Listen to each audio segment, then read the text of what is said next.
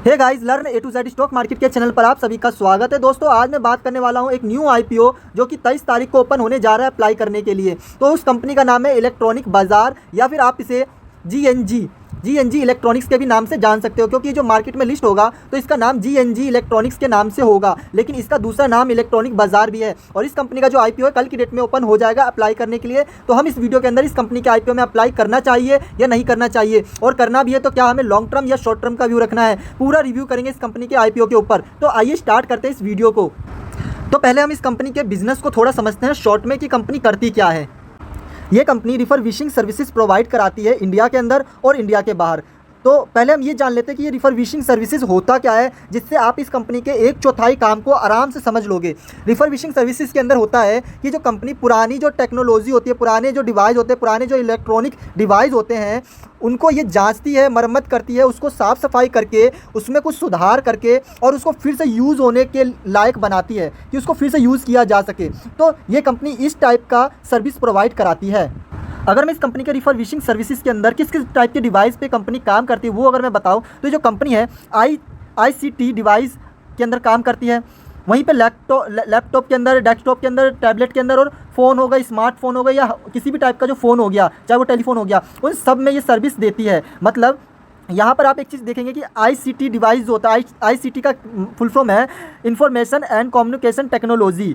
इससे जुड़े हुए जितने भी डिवाइस हैं उन सभी को ये दोबारा यूज़ करने लायक बनाती है। ठीक है, जो भी इंफॉर्मेशन या कम्युनिकेशन वाले जो टेक्नोलॉजी है उन सभी को ये दोबारा यूज़ करने लायक बनाती है ये कंपनी। तो ये जो कंपनी इन सभी पे वर्क करती है और इन सभी को दोबारा यूज़ करने लायक बनाती है। अगर ये सारे जो इलेक्ट्रॉनिक डिवाइस अगर ख़राब होंगे तो उनको ठीक करती है, फिर वो खुद ही से उसको रिपेयर करके सब कुछ उसको ठीक करके फिर से यूज़ करने लायक बनाकर उसको सेल करती है या फिर उसको कस्टमर को प्रोवाइड कराती है। तो कंपनी इस टाइप का बिजनेस करती है। ये कंपनी 38 कंट्रीज़ के अंदर अपने सर्विस को प्रोवाइड कराती है, जिनमें से कुछ जो है यूएसए हो गया, मिड ईस्ट हो गया, यूरोपीय कंट्रीज़ हो गए, या फिर आप ले लीजिए अफ्रीकन कंट्रीज़ हो गए, ठीक है, अफ्रीका के कंट्रीज़ हो गए। तो इन सभी कंट्रीज़ के अंदर टोटल मिला के 38 कंट्रीज़ के अंदर ये कंपनी अपनी सर्विस प्रोवाइड कराती है। ये जो कंपनी है ये सिर्फ लैपटॉप्स के अंदर इसको रिफर्बिशिंग करके सिर्फ 75% रिवेन्यू तो लैपटॉप से ही जनरेट कर लेती है ये कंपनी। अगर ये कंपनी की बात करें कि इस कंट्री वाइज कहाँ से कितना रिवेन्यू जनरेट कर लेती है, तो ये जो कंपनी है वो इंडिया से 24.5% रिवेन्यू जनरेट करती है। सिर्फ इंडिया से ये 24.5% रिवेन्यू जनरेट करती है। वहीं पे मिडल ईस्ट से जो ये करीब 50% से भी ज़्यादा रिवेन्यू ये मिडल ईस्ट कंट्रीज से करती है। वहीं पे यूएसए की बात करें तो यहाँ से ये 18% रिवेन्यू जनरेट कर लेती है, और अदर जो बाकी कंट्रीज़ बचे हैं उनसे 7% ये रिवेन्यू जनरेट कर लेती है। मतलब सबसे ज़्यादा जो है वो मिडल ईस्ट कंट्रीज से वो रिवेन्यू जनरेट करती है, फिर उसके बाद इंडिया से करती है 24.5% रिवेन्यू जनरेट। तो जीएनजी इलेक्ट्रॉनिक कंपनी के पास जितने भी कस्टमर्स हैं उनमें से जो अगर मैं टॉप 10 कस्टमर्स की बात करूँ ना, तो ये टॉप 10 कस्टमर से 46.5% रिवेन्यू जनरेट कर लेती है। मात्र 10 कस्टमर से ही 46.5% रिवेन्यू जनरेट कर लेती है कंपनी।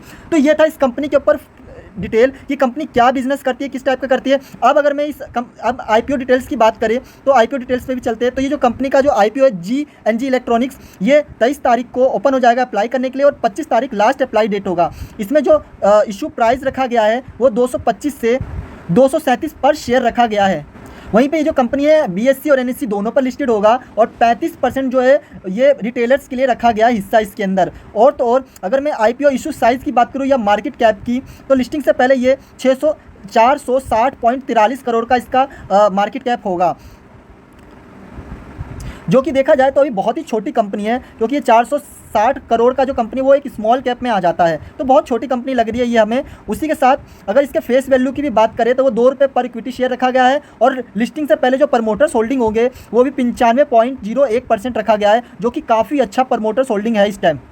जब 25 तारीख को लास्ट अप्लाई डेट होगा, उसके बाद ये 28 से 29 तारीख में आपको ये मैसेज के थ्रू इन्फॉर्म कर दिया जाएगा कि ये आपको आईपीओ अलॉटेड हुआ है या नहीं हुआ। अगर आपको आईपीओ अगर मिला है तो आपके 29 तारीख तक डीमेट अकाउंट में शो करेगा। अगर ये आपको आईपीओ नहीं अलॉटेड हुआ है, नहीं मिला है, तो आपके अकाउंट में फिर से पैसे रिफंड कर दिए जाएंगे। 29 तारीख तक पैसे रिफंड कर दिए जाएंगे। वहीं पर लिस्टिंग की बात करें तो 30 जुलाई को ये लिस्ट हो जाएगा ये आईपीओ मार्केट में।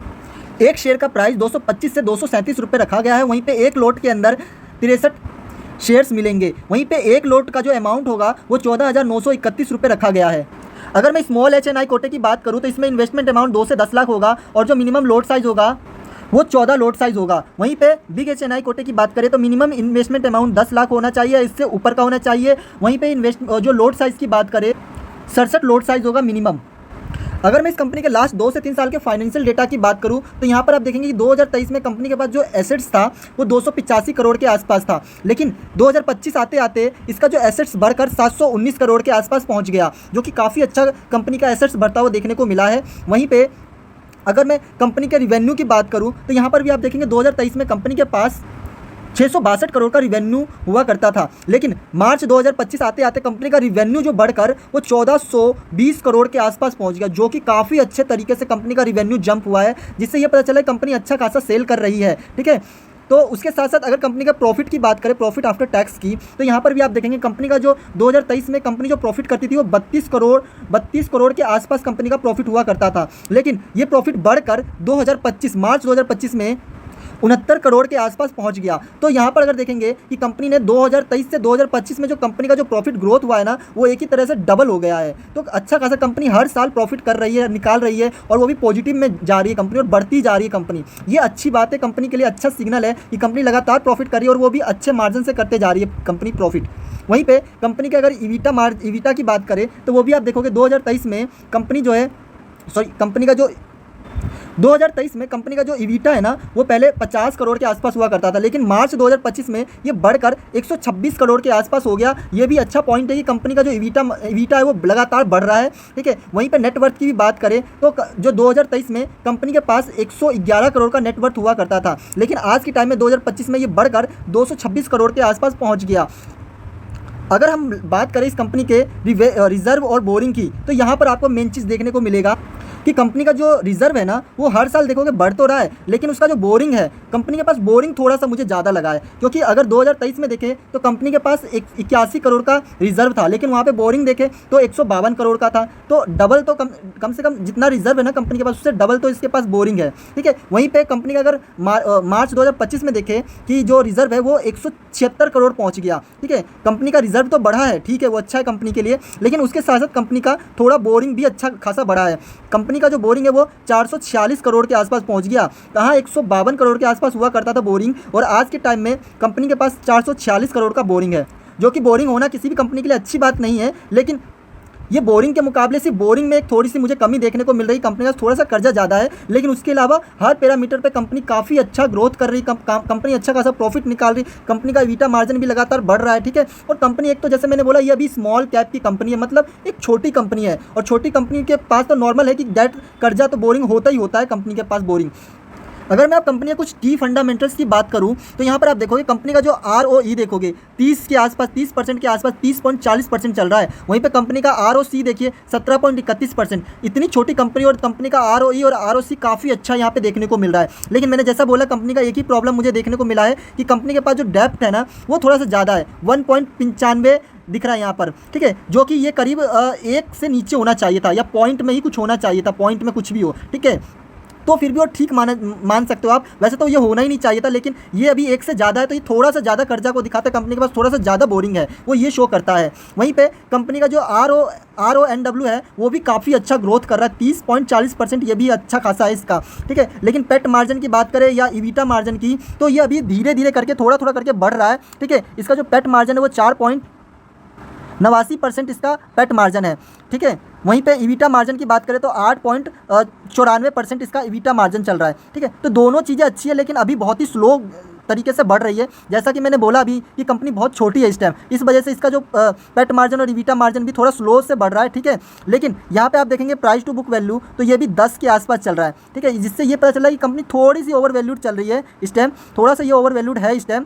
लेकिन वहीं पे कंपनी का EPS की बात करें तो यहाँ पर आप देखोगे लिस्टिंग से पहले ये 7.11 इसका EPS रखा गया है, अर्निंग पर शेयर, और लिस्टिंग के बाद ये 6 के आसपास पहुँच जाएगा, जो कि अच्छा है कि कंपनी का जो इतनी छोटी कंपनी का जो EPS अच्छा है, पॉजिटिव में है, कोई भी इसका फंडामेंटल नेगेटिव में अभी नहीं जा रहा है। सिर्फ एक चीज़ मेरे को बस थोड़ा डाउट लग रहा है यहाँ पर, वो है इसका जो इसके पास डेप्थ है, जो कर्जा है, बस वो मुझे थोड़ा एक प्रॉब्लम लग रहा है, बाकी इतना कुछ खास प्रॉब्लम नहीं है इसके अंदर। और वहीं पे इसका PE रेशियो की बात करें तो लिस्टिंग से पहले ये 33.35 होगा, और लिस्टिंग के बाद 39.14 हो जाएगा, ठीक है। जो कि मैंने अभी जैसे बोला थोड़ा सा ये ओवर वैल्यूड है, जो कि शो करता है कि थोड़ा प्राइस महंगा चल रहा है इसका भी इस टाइम। लेकिन इसके बावजूद भी अगर मैं अब ये बात करूँ कि लिस्टिंग के बाद क्या ये हमें अच्छा खासा प्रॉफिट देगा, तो ये कम से कम जो मेरे अकॉर्डिंग मुझे जो इस कंपनी का बिजनेस लगा है ना, बहुत अच्छा बिजनेस है। कंपनी इतना अच्छा बिजनेस कर रही है। कंपनी एक तरह से देखा जाए ना तो अभी के टाइम में जितने भी इलेक्ट्रॉनिक डिवाइस वाले जो कंपनीज है, जो इलेक्ट्रॉनिक डिवाइस बनाती है, वो क्या करती है, वो नए नए प्रोडक्ट्स बनाती है। लेकिन जो पुराने प्रोडक्ट्स है जो खराब हो गए, उनका क्या होगा, उनको कहीं ना कहीं तो कुछ करना पड़ेगा ना। और ये कंपनी उसके अंदर काम कर रही है, समझ रहे हो, उसके अंदर वो लार्ज लेवल पे काम कर रही है, लीडर है उस कंपनी के अंदर, जो कि इंडिया के अंदर और इंडिया के बाहर भी बड़े लेवल में कर रही है। तो जो पुराने टेक्नोलॉजी है जो यूज़ में, जिनको हम यूज़ करें, नए टेक्नोलॉजी को यूज़ कर रहे हैं, अब वो नए टेक्नोलॉजी अगर खराब हो जाते हैं तो हम क्या करते हैं, उसको फेंक देते हैं, ठीक है। लेकिन ये कंपनी क्या कर रही है, उस कंपनी को रिसाइकल करके एक तरह से टेक्नोलॉजी को, उसको जो इलेक्ट्रॉनिक इक्विपमेंट है, वो जो डिवाइस है, उसको रिसाइकल करके दोबारा उसमें चेंजेस करके उसको ठीक करके उसको फिर से यूज़ करने लायक बना रही है। तो इस सेक्टर के अंदर ये कंपनी काफ़ी अच्छा काम कर रही है और ऐसी कंपनी आगे जाके ग्रोथ कर सकती है। तो मेरे अकॉर्डिंग जो इस टाइम अगर कंपनी का बिजनेस और कुछ फंडामेंटल्स को ध्यान में रखूँ तो ये अभी जो मिनिमम जो है ना, आपको 15% तो रिटर्न निकाल ही देगी, क्योंकि मुझे कंपनी का बिजनेस सबसे अलग और यूनिक लगा और बहुत बड़े लेवल पे काम कर रही है कंपनी। तो मुझे 15% तो है कि 15% मिनिमम रिटर्न निकालेगी, और मैक्सिमम की बात करें तो ये 25% के आसपास ये रिटर्न निकालते हुए दिख जाएगी आपको। तो आपको इस कंपनी के आईपीओ में जरूर अप्लाई करना है, शॉर्ट टर्म के लिए भी और लॉन्ग टर्म के पर्पज से भी, दोनों पर्पज से अच्छा है। क्योंकि शॉर्ट टर्म में क्या है, आपको 20% के आसपास तो ये रिटर्न निकाल देगी शॉर्ट टर्म में। लेकिन लॉन्ग टर्म का अगर व्यू रखोगे ना, क्योंकि कंपनी अभी बहुत छोटी कंपनी है, अगर लिस्टिंग भी हो जाएगी ना तो 3000 करोड़ के आसपास तक ये लिस्टिंग हो जाएगी, इसका जो मार्केट कैप 3000 करोड़ तक पहुंच जाएगा। लेकिन फिर भी अभी ये बहुत छोटी कंपनी है, कल को ये अगर 10,000 के आसपास 10,000 करोड़ भी पहुँचती है ना, तो इसका शेयर का प्राइस भी तो बढ़ेगा ना। तो ये लॉन्ग टर्म पर्पज से मुझे इसका बिजनेस, इसका काम बहुत अच्छा लगा, और लॉन्ग टर्म पर्पज से बिल्कुल रुका जा सकता है। लेकिन शॉर्ट टर्म वाले वो 20% इसमें मिनिमम जो रिटर्न देखने को मिल रहा है, 20% के आसपास जो रिटर्न निकालकर ये आईपीओ निकालकर आराम से दे देगी आपको। तो आप इसमें ज़रूर अप्लाई करिए और मिलते हैं नेक्स्ट वीडियो में। Okay bye.